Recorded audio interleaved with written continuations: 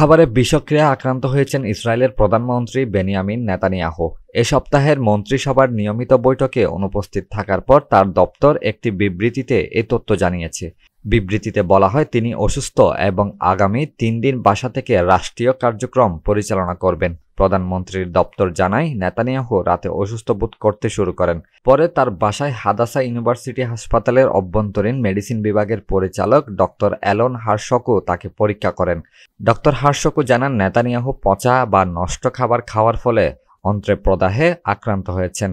তার দপ্তর জানিয়েছে, পরবর্তী পরীক্ষা নিরীক্ষার পর নেতানিয়াহুর শারীরিক অবস্থা ভালো বলে ঘোষণা করা হয়েছে। তবে অসুস্থতা থেকে পানিশূন্যতার কারণে তিনি এখনও স্যালাইনের মাধ্যমে তরল খাবার গ্রহণ করছেন।